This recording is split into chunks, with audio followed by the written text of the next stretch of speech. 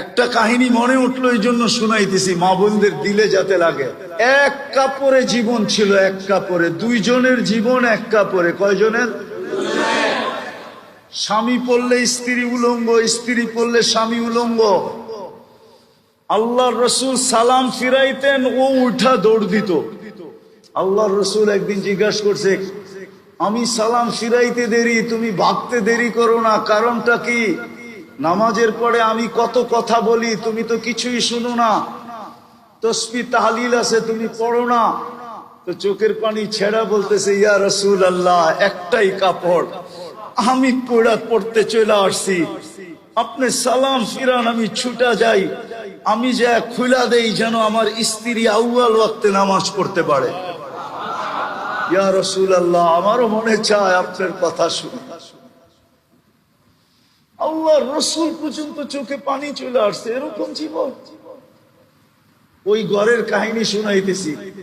স্বামী একদিন স্ত্রীর গালে চিমটে দিয়া বলতেছে, আমি জান্নাতি। তো স্বামী বলে, তোমাকে খবর দিল কে তুমি জান্নাতি? কারে না, আমি জান্নাতি। তো তিনবার বলার পরে বলছে, বলো তুমি কি করে জান্নাতি? সবরের জীবন চলতেছে, সবর।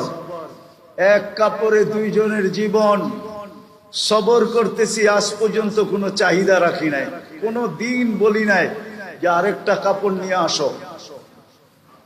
কোনদিন চাহিদা ব্যক্ত করছি? স্বামী বলে না। তুমি যে কাপড় আনো না, এটার জন্য কোনদিন মুখ কালা করছি, অভিযোগ করছি? বলছে না। বলছে সবরের বদলা আল্লাহ বলছে জান্নাত। আমি জান্নাতি, জান্নাতি, জান্নাতি। স্বামীর চেহারাটা কালো হয়ে গেছে, তো গালে চিমটি দিয়া বলতেছে, তুমিও জান্নাতি। আমি জান্নাতি কি করে? আমার মতো স্ত্রী পেয়ে কি খুশি হও নাই? শুকরিয়া আদায় করো না? তো বলতেছে, পাগলি, একবার ডেলি 100বার আল্লাহ শুকরিয়া আদায় করি যে আল্লাহ আমাকে কি ধরায় দিল, কি পাইলাম আমি।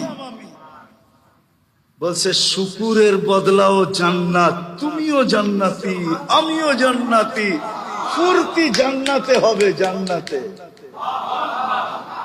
আফসোস, আমার মা বোনরা যদি এরকম হয়ে যায়, তাহলে পুরুষদের পরিশ্রমও কমে যাবে। কমবে না? না কমবে না? দুই দলেই হাসতে হাসতে জান্নাতে চলে যাবে।